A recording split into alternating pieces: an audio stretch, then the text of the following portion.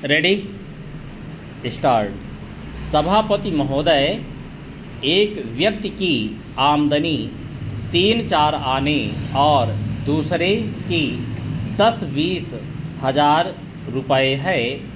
अगर वित्त मंत्री महोदय इस विषमता को दूर नहीं करेंगे तो समाजवाद का नारा बिल्कुल कोरा और कागजी सिद्ध होगा। इस देश में 8-10 करोड़ हरिजनों का एक ऐसा वर्ग है जिसकी आर्थिक स्थिति बहुत गिरी हुई है। इस बजट में उनकी उन्नति और कल्याण की योजनाओं का समावेश होना चाहिए।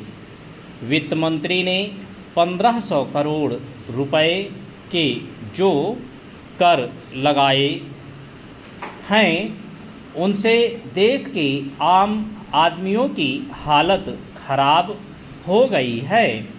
मुझे इस बात की बड़ी प्रसन्नता है कि योजना के अंतर्गत देश में विकास कार्य हो रहा है और अब हम इस दिशा में जो कुछ कर पाए हैं वह प्रशंसनीय है।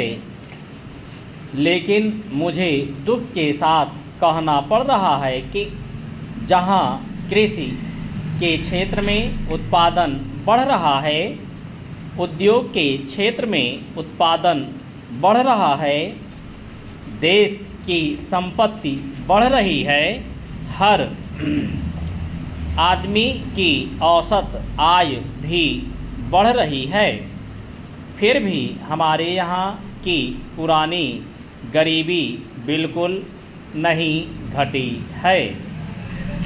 मैं समझता हूँ कि यह इस सदन के लिए और सरकार के लिए विचार करने का विषय है कि क्या कारण है कि जब हम 55 वर्ष से अपने देश की गाढ़ी कमाई का रुपया और दूसरे देशों से कर्ज लेकर बड़ी बड़ी रकमें देश के विकास के लिए खर्च कर रहे हैं और देश में धन भी पैदा हो रहा है, तब भी देश में जो लोग गरीब हैं उनकी गरीबी दूर नहीं हो पा रही है।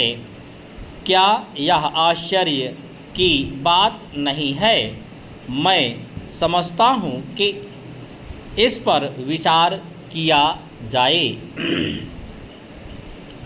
चेंज। यह ठीक है कि हम समाजवाद के रास्ते पर जा रहे हैं, लेकिन समाजवाद के रास्ते पर ठीक ठीक चलें तो भी हम यह अनुमान नहीं लगा पाते कि कितने वर्षों में हमारे देश की गरीबी दूर होगी।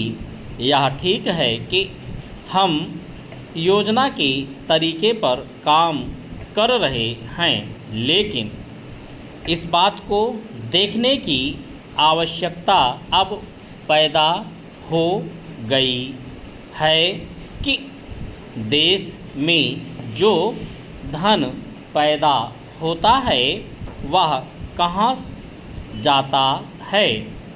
इतनी प्रगति होने पर भी हम देखते हैं कि गरीबी दूर नहीं हो पा रही है।